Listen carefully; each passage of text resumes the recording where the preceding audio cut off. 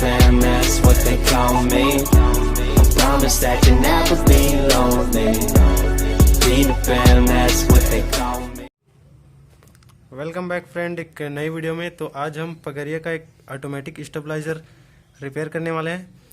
तो ये फॉल्ट आया इस पर कि ये ऑटोमेटिक जो है ओवरलोड पे जा रहा है, मीडियम पे नहीं आ रहा है। तो एक बार दिखा देता हूँ मैं। तो देख सकते हैं ऑन करते ही 350 से ऊपर जा रहा है। यहाँ पे मीटर देख सकते हो 300 का है, लेकिन ये जा रहा है 300 से और बहुत ऊपर। तो ये जो है वोल्टेज को एडजस्ट नहीं कर पा रहा है। तो ऐसा प्रॉब्लम इसमें ओवर लाइन आने के बाद हुआ है, ऐसा कस्टमर बोल रहा था। तो जब मैंने इसे खोला तो देखा कि इसका ट्रांसफार्मर जो जला हुआ है। तो देख सकते हो यहाँ पे ट्रांसफार्मर जला हुआ है, और ये उसके ऊपर का लेयर है जो जला हुआ था, उसे मैंने निकाला। तो जितना जला हुआ लेयर था वो ये था, इसे मैंने निकाल लिया है। और बाकी जो लेयर दिख रहा है वो सब सही है और ये काम कर रहे हैं, इसलिए 300 से ऊपर जा रहे हैं। मतलब ये जो जितना बचा है ट्रांसफार्मर उतने से हम काम ले सकते हैं।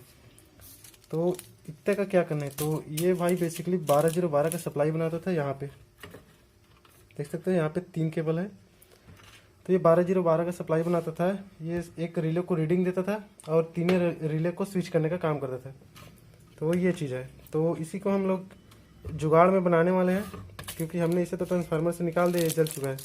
बाकी ट्रांसफार्मर पे जितना भी गेज गेज बचा हुआ है वो स्टेप अप का और स्टेप डाउन दोनों का है। तो इसी को हम आज कंप्लीट करने वाले हैं। तो इसको जुगाड़ में हम लोग बनाने वाले हैं, इसका कोई दूसरा तोड़ नहीं है। तो बाकी जुगाड़ लगाने से पहले हम लोग एक और यहाँ पे ट्रांसफार्मर इसे चेक कर लेते हैं कि ये भी सही है या नहीं। तो मैं मीटर ला लेता हूँ यहाँ पे, और इसके सोल्डिंग्स को मैं निकाल लेता हूँ।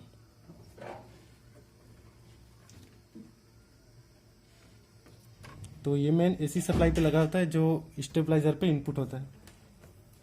तो मीटर को सेट कर लेता हूँ मैं कंटिन्यूटी पे।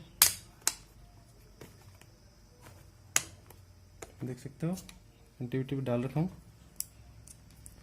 तो ये है उसका एसी पॉइंट, छोटा ट्रांसफार्मर जो जिस पे 012 लगा हुआ है। तो यहाँ पे ये भी ख़त्म हो चुका है। तो ये आया है यहाँ पे, मैं एक बार दिखा देता हूँ। तो इधर जो दिखाना,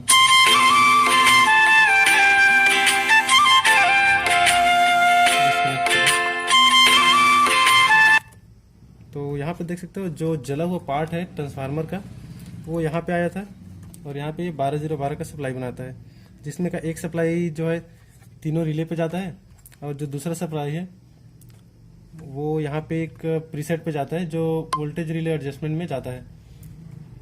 और जो ये हमारा एक और ट्रांसफार्मर है यहाँ पे देख सकते हो छोटा सा लगा है, ये यहाँ पे लगा हुआ है। और ये दो रिले पे जो प्रीसेट लगाते हैं उन दोनों को रीडिंग देने के लिए लगा हुआ है। तो ये भी खराब हो चुका है, तो हम भी इसे निकाल देते हैं। तो पहले मैं इसे निकाल लेता हूँ। तो ये मैंने ट्रांसफार्मर जो निकाल लिया है जो कि ख़राब हो चुका है। और ये देखो ये निकल गया इसका केबल। तो ये ट्रांसफार्मर जो है ये 012 है। तो आप इस पर 1 एम्पियर का या फिर 750 मिली एम्पियर का कोई भी यूज़ कर सकते हो। तो मेरे पास फ़िलहाल 12012 है 750 मिली एम्पियर में, तो मैं इसी का यूज़ करूँगा। आप 012 भी यूज़ कर सकते हो, क्योंकि यहाँ पे बाय डिफ़ॉल्ट 012 लगा हुआ था। तो मैं 12012 यूज़ करने वाला हूँ। तो उसे कैसे फिट करना है, तो देख सकते हो यहाँ पे सिंगल डायोड पे काम चल रहा है इसका। देख सकते हो यहाँ पे सिंगल डायोड लगा हुआ है, क्योंकि पहले ये जो है 012 के सप्लाई पे चलता था। तो यहाँ पे जूम करके दिखाना। तो देख सकते हो यहाँ पे ये 2 पॉइंट है। यहाँ पे हमारा 012 का जो ट्रांसफार्मर है वो कनेक्ट हुआ था। तो हम यहाँ पे इसे डालने वाला हूँ। ये 12012 है 750 मिली एम्पियर पे, देख सकते हो। तो हम यहाँ पे एक एक्स्ट्रा डायोड जो है डालने वाले हैं, क्योंकि भाई पहले ये 012 पे था तो सिंगल डायोड से AC DC पे कन्वर्ट होता था। तो अब हमारे पास 2 सप्लाई होने वाला है इस ट्रांसफार्मर पे, तो हम एक एक्स्ट्रा डायोड डाल रहे हैं। तो इसे कैसे जोड़ना है तो मैं एक बार दिखा देता हूँ। ये वाला पॉइंट है जो डायरेक्ट कैपेसिटर पे प्लस बना हुआ है, यहाँ पे देख सकते हो कैपेसिटर है, और इस साइड माइनस है।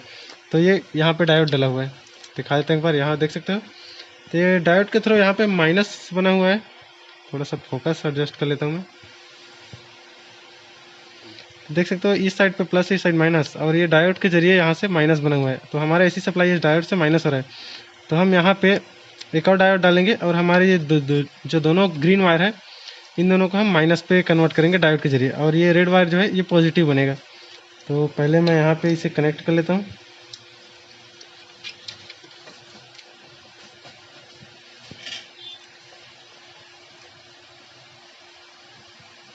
ये हो गया सोल्डिंग, और एक को डालता हूँ मैं इसके डायोड के प्लस साइड पे, जो इस पे किट पे ऑलरेडी लगा हुआ है, और एक डायोड को मैं ऐसे डाल रहा हूँ, देख सकते हो।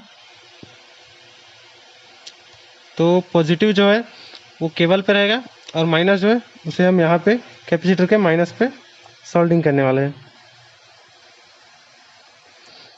तो अब ये जो हमारा 12012 का जो ट्रांसफार्मर है, अब ये 012 की तरह काम करेगा।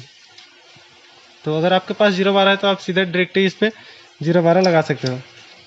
अब आती है इस सप्लाई की, तो हमें इसे मेन एसी पे लगाना है, जहाँ से हमारा वोल्टेज जो है स्टेबलाइजर पे इनपुट होता है।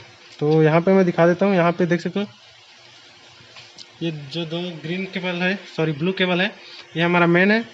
तो एक यहाँ से हमारे फ्यूज पे आया हुआ है, देख सकते हैं, और एक जो है यहाँ से घूम कर यहाँ ट्रांसफार्मर में इनपुट होकर के बाहर आके यहाँ पे आया हुआ है, यहाँ पे। तो एक हम यहाँ पे डालेंगे। फॉर एग्जांपल के तौर पर आपको पुराना ट्रांसफार्मर निकाला हूँ, याद होगा, तो दोनों से सोल्डिंग निकाला हूँ, उसी दोनों पे डालना है इसे। तो एक यहाँ पे सोल्डिंग मार लेता हूँ मैं।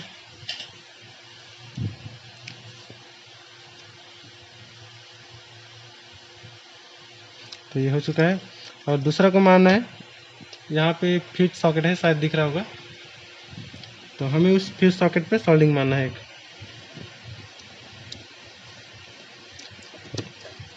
थोड़ा सा दूर करना से।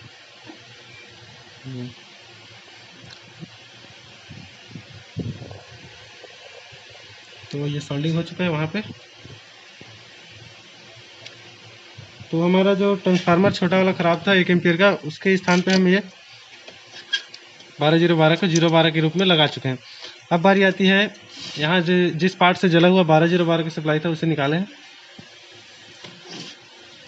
तो उसका सप्लाई एडजस्टमेंट के लिए तो हम उसका जुगाड़ में बनाने वाले हैं। तो यहाँ पे मैं 1.5 एम्पियर का एक 12012 ट्रांसफार्मर और यूज़ करूँगा, जो इस पर जो जला हुआ पार्ट था जिसे हमने निकाले हैं, यहाँ पे देख सकते हो, इसका काम करेगा।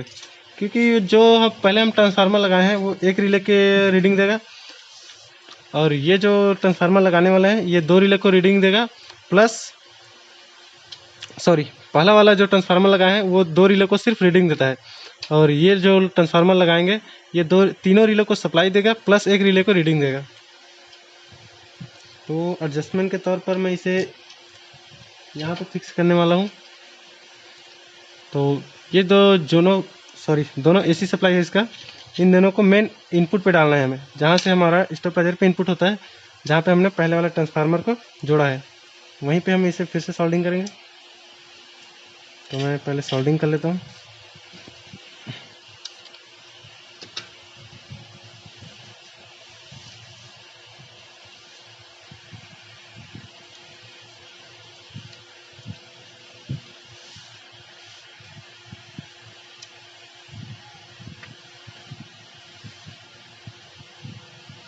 तो ये हो चुका है,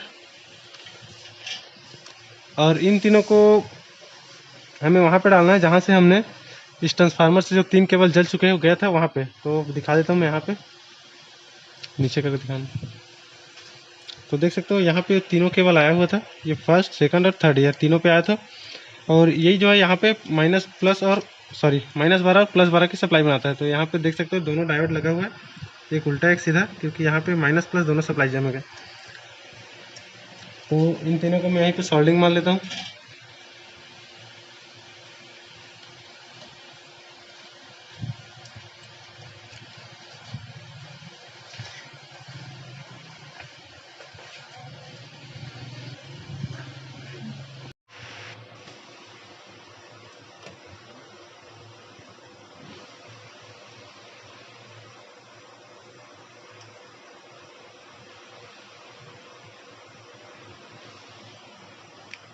ओके, तो फैन का नॉइस बहुत आ रहा होगा मेरे ख्याल से। तो यहाँ पे देख सकते हो मैंने इसका जो वायरिंग जो कंप्लीट कर लिया है, जो हमारा 12-0-12 1.5 एम्पियर लगाया हूँ जिससे हमारा रिले चलेगा। इसका वायरिंग कंप्लीट हो गया है। तो तीनों केबल को वहाँ पे डालना है जहाँ पे ट्रांसफार्मर का जला हुआ पार्ट्स निकाले जिसका 3 केबल गया था वहाँ पे, ठीक है। और ये दोनों को डालना है जो एसी सप्लाई से, जो स्टेबलाइजर पे मेन एसी सप्लाई इनपुट होता है वहाँ पे।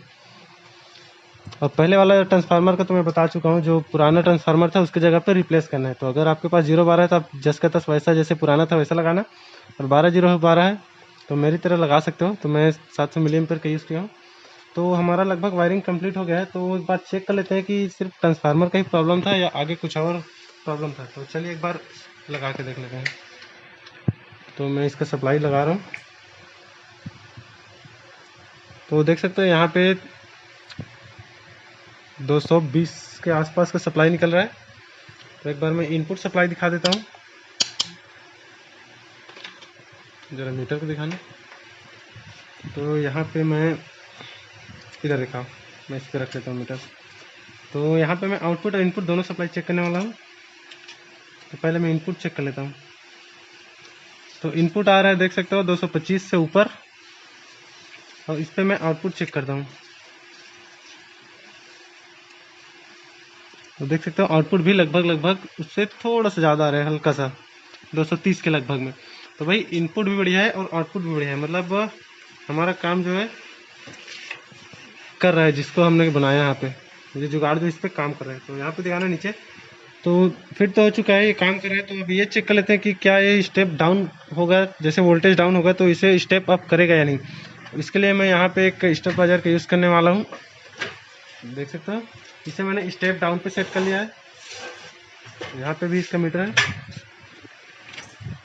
तो मैं इस वाले स्टेबलाइजर को इस पे कनेक्ट कर देता हूँ, और इस वाले को अपने मेन लाइन पे डालता हूँ।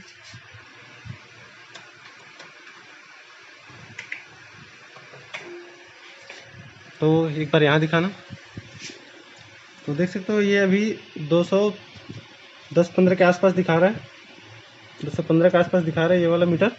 और इस वाले का दिखाना, ये वाला भी लगभग 220 पे है। तो यहाँ से मैं इसे स्टेप डाउन पे सेट किया हूँ। तो थोड़ा सा लाइट एडजस्ट करना। तो देखना मैं इसका स्टेप स्टेप जो डाउन करता हूँ। तो देख सकते हो यहाँ पे ये पहले 210-15 के आसपास था, वो कम हो चुका है। और इसे देख सकते हो ये 220 के आसपास था, वो 250 पे चला गया है। तो एक रिले के एडजस्टमेंट में 250 तक मतलब कवर हो सकता है, क्योंकि एक रिले जो 30 से 40 वोल्ट के आसपास का एडजस्टमेंट करता है। तो और इसे कम करके देखता हूँ, ये और थोड़ा सा कम हुआ। तो यहाँ देख सकते हो ये भी थोड़ा सा कम हुआ, अभी आ चुका है 150 पे। ये अभी भी 210 पे है, और इसे और कम करता हूँ। तो देख सकते हो ये 140 के लगभग पे आ चुका है, और ये 250 पे चला गया है। अब इसे और बढ़ाता हूँ। तो देख सकते हो ये लगभग 120 पे आ चुका है, और ये अभी भी 230 पे है। एक बार और कम करता हूँ। तो ये 110 पे आ चुका है, और ये 200 पे है। तो भाई ये एक परफेक्ट काम कर रहा है। तो यहाँ एक्सटेंड करके दिखा देता हूँ। देख सकते हो मैं जितना इसे एक्सटेंड कर रहा हूँ, ये 200 से 250 के अंतर्गत में ही सप्लाई बना रहा है। मतलब स्टेबलाइजर जो परफेक्ट काम कर रहा है, सब चीज़ इसका सही हो चुका है। तो और अगर आपको कुछ प्रॉब्लम होता है तो मैं बताता हूँ क्या प्रॉब्लम आ सकता है। तो इतना काम अगर आपका कंप्लीट हो चुका है, अगर फिर भी कोई प्रॉब्लम है, वोल्टेज जो है ज़्यादा आ रहा है या फिर वोल्टेज कम आ रहा है, तो आपको इन तीनों प्रीसेट को चेक करना है। और यहाँ पे जो 6 ट्रांजिस्टर्स लगे हुए हैं, इन 6 ट्रांजिस्टर को चेक करना है। अगर इतने में भी नहीं आता है तो आप देख सकते हैं यहाँ पे 3 जीनर भी लगे हुए हैं, एक यहाँ पे है, एक यहाँ पे है, और एक यहाँ पे। ये तीनों जीनर को चेक करना है। अगर ट्रांसफार्मर सब ठीक है तो आपको इतने चीज़ को ही चेक करना है। इन 6 ट्रांजिस्टर को चेक करना है, 3 जो जीनर उसको, और 3 प्रीसेट को। अगर इतने में भी ना है तो पक्का आपका रिले ख़राब होगा। तो हमारे वाले केस में ऐसा कोई भी प्रॉब्लम नहीं है, ये सब चीज़ ठीक है। सिर्फ ये वाला ट्रांसफार्मर जो है उड़ चुका था, और यहाँ पे जो मेन ट्रांसफार्मर है बड़ा वाला, इसका जो 12-0 पार्ट्स था, 12-0-12, वो जल चुका था। तो हमने इसके 12-0-12 के पार्ट्स पे एक जुगाड़ पे यहाँ पे देख सकते हो साइड पे 12-0-12 1.5 एम्पियर लगा के रखा है, और इस वाले को रिप्लेस किया है, क्योंकि इसके सप्लाई के लिए तो ऑलरेडी एक यहाँ पे ट्रांसफार्मर था। बाकी सब इस पर ओके हो चुका है। तो अगर आपका ट्रांसफार्मर इस तरीके से जला है तो उसे फेंकना मत, उसे इस तरीके से आप रिपेयर कर सकते हो। तो वीडियो अगर कैसा लगा है नीचे कमेंट में ज़रूर बताना। अच्छा लगा तो लाइक कर देना, शेयर कर देना। अगर इस चैनल पे नए हो तो सब्सक्राइब कर देना। तो आगे मैं थोड़ा सा इसका और दिखा देता हूँ कि एडजस्टमेंट में इसे कैसे कैसे फिट करता हूँ। तो वीडियो इन तक देख के जाना। मिलते हैं किसी नेक्स्ट वीडियो में, तब तक के लिए बाय बाय।